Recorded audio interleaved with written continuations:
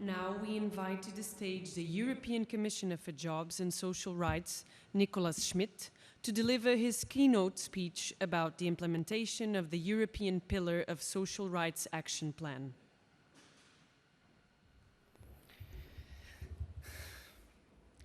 Prime Minister Costa, President Sassoli, President von der Leyen, President Michel, Presidents, Prime Ministers, Ministers, members of the European Parliament, members of the European Commission, Director General of ILO, ladies and gentlemen. First, my thanks to Prime Minister Costa for putting social rights firmly on the map and on our agenda by calling this social summit. We meet today in Porto at a pivotal moment for Europe. We are living in turbulent and fast-changing times, and it is critical that these changes happen in a socially fair way. During the pandemic, our welfare states have protected Europeans' lives and income. And the EU showed true solidarity by immediately making the SURE instrument a reality to support member states, but also to support workers and companies. Now, more than a year after the outbreak, we have our eyes firmly set on the recovery, one which is sustainable, inclusive, and fair. The pandemic exposed and deepened existing inequalities, some of which were inherited from the previous crisis.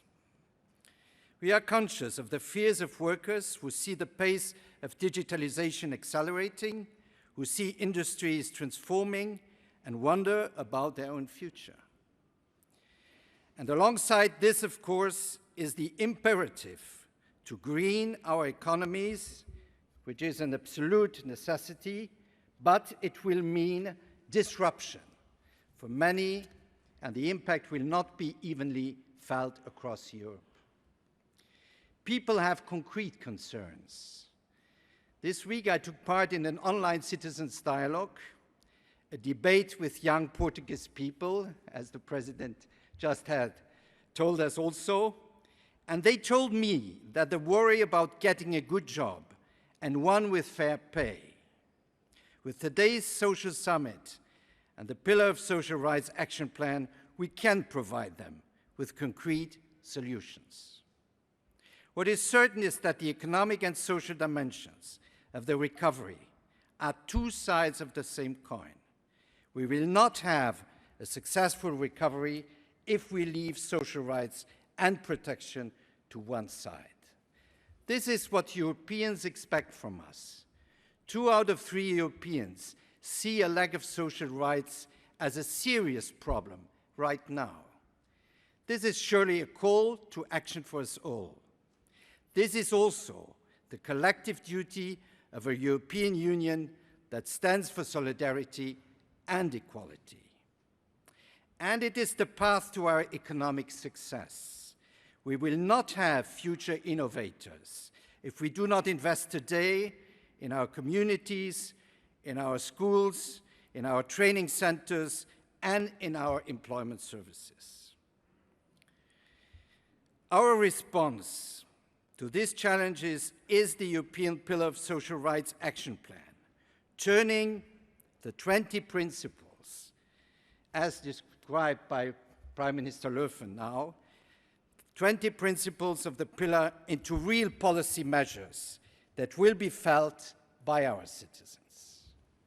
But we do not simply set targets and objectives and leave it at that. The action plan provides clear tools and policy measures for how to achieve these goals. As you have already heard, the action plan includes 3 ambitious but achievable EU-level social targets. And the first is employment, our major priority. Until 2019, employment was steadily on the rise.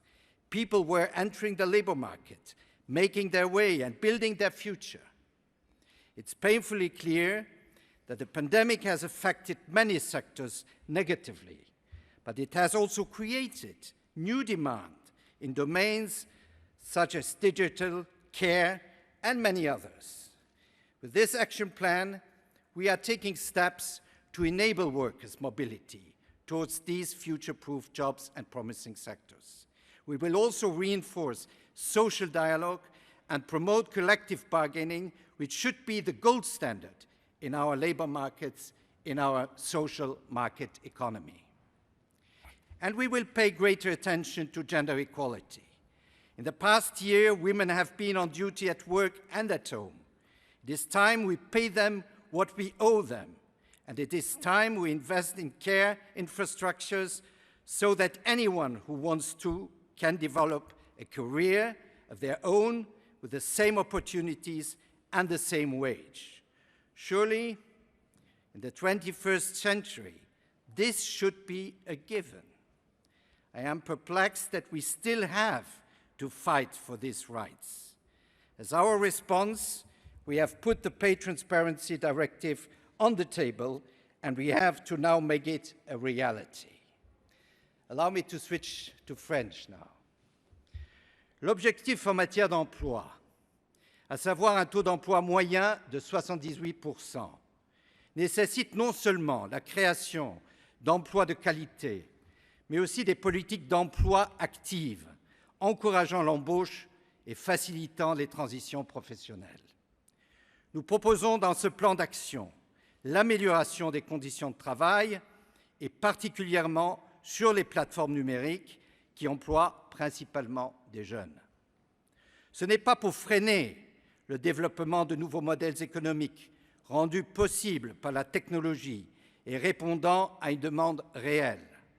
Mais ces nouveaux modèles ne peuvent se développer en dehors des protections sociales qui sont essentielles pour chaque travailleur, quel que soit son statut.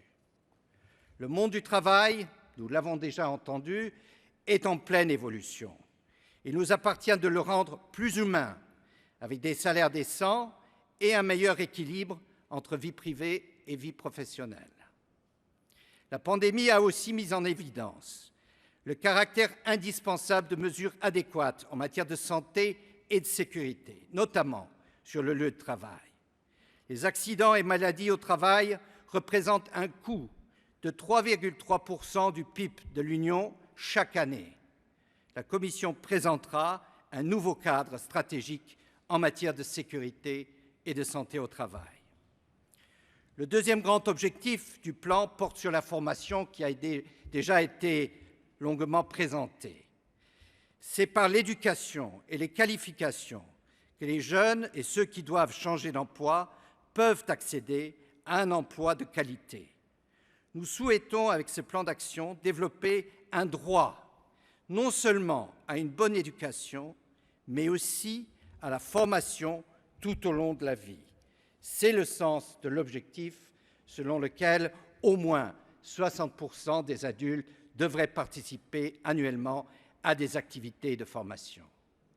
Nous voulons leur donner les moyens de tirer profit des grandes transitions, qu'elles soient vertes ou numériques, de contribuer ainsi à une croissance plus durable. Ce plan d'action doit contribuer à la réussite de notre stratégie industrielle qui permettra à l'Union de rester compétitive dans l'économie globalisée. Pour cela, nous avons appelé les États membres à moderniser la formation professionnelle et à investir dans les compétences. Nous sommes en train de mettre en place, avec les partenaires sociaux et toutes les parties intéressées, le pacte des compétences. Il s'agit d'identifier les besoins qu'ont les entreprises des différents écosystèmes, qu'elles soient grandes, moyennes ou petites, en matière de compétences et de qualifications. Enfin, un troisième volet de ce plan d'action concerne la lutte contre la pauvreté. La formation et l'emploi sont certainement les meilleurs antidotes contre la pauvreté, mais souvent ne suffisent pas. Il y a dans notre Union des millions d'Européens qui travaillent et sont néanmoins exposés au risque de pauvreté. Les personnes les plus vulnérables, comme les personnes ayant un handicap par exemple, ou les chômeurs de longue durée, subissent l'exclusion sociale. Nos sociétés sont confrontées à une vraie urgence sociale, avec le mal-logement et le phénomène des sans-abri. Avec la présidence portugaise et en étroite coopération avec les États membres, les régions et les villes, nous créerons une plateforme qui permettra d'échanger les bonnes pratiques et de lancer de nouvelles initiatives.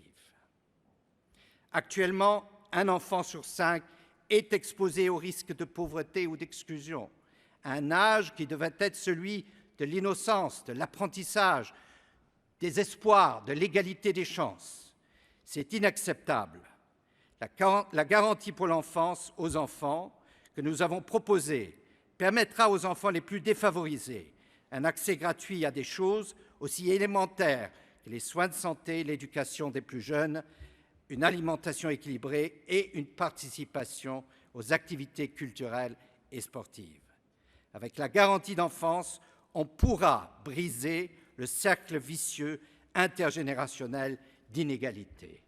C'est une obligation du point de vue de la justice sociale, mais c'est aussi un investissement économique essentiel. Le principe numéro 3, d'ailleurs, du socle, porte sur l'égalité des chances. Ce n'est pas une simple promesse, c'est un principe qui est au cœur de notre modèle social.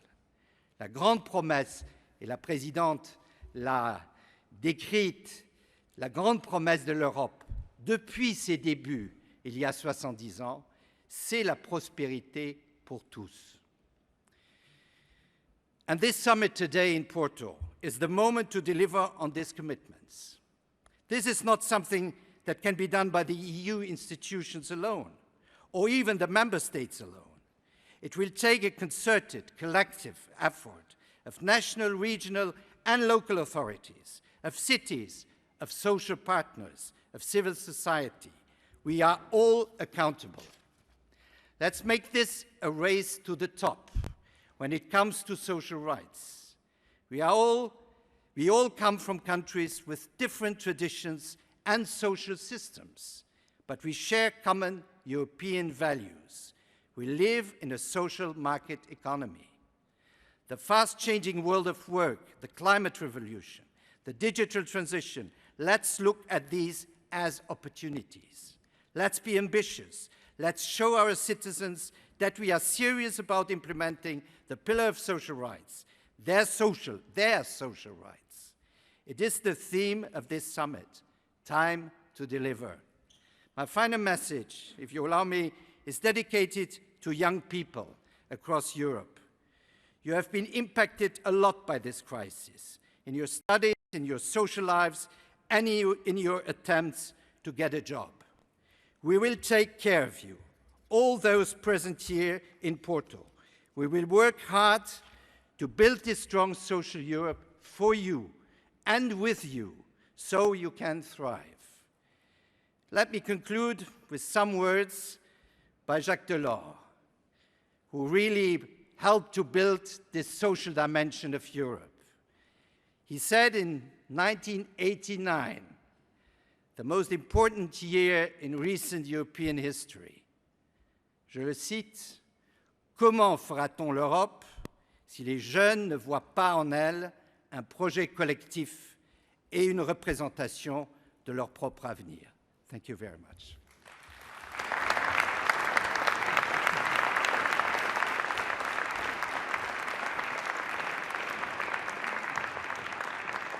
To further discuss the implementation of the European Pillar of Social Rights, we invite you to participate in one of the 3 workshops that will be held in parallel this afternoon. We ask you to memorize your seats so you can return to the same ones in the closing session. To exit the room, please follow the instructions of the hosts and hostesses and remain in your seat until your row is called. First 2 rows can now leave the room, and others follow, please, when asked. Thank you.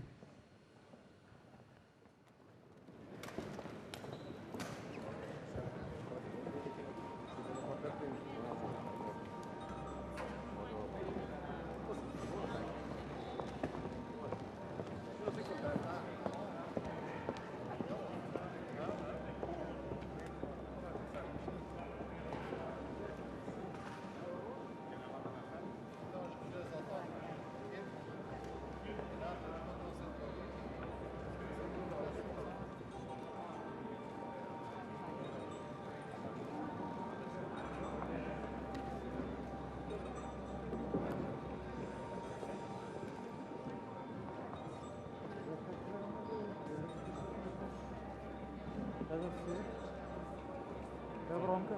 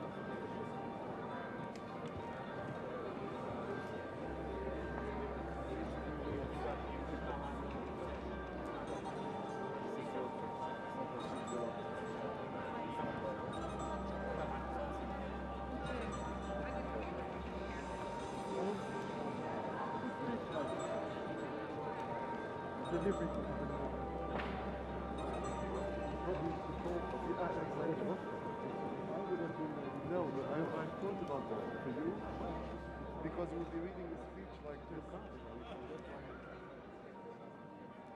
it was available.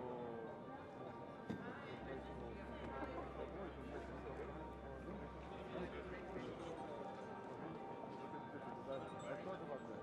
If it is for me, I read without glasses.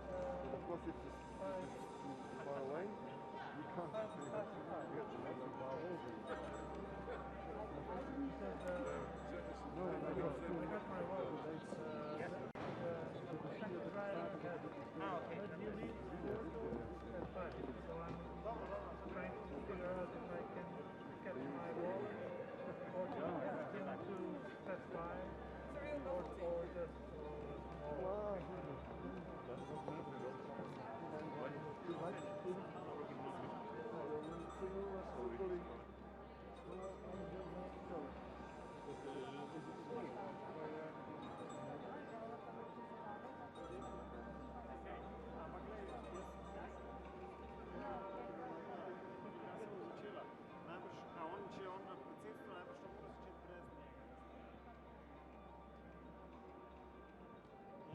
mi bi mogli kontaktirati najbolj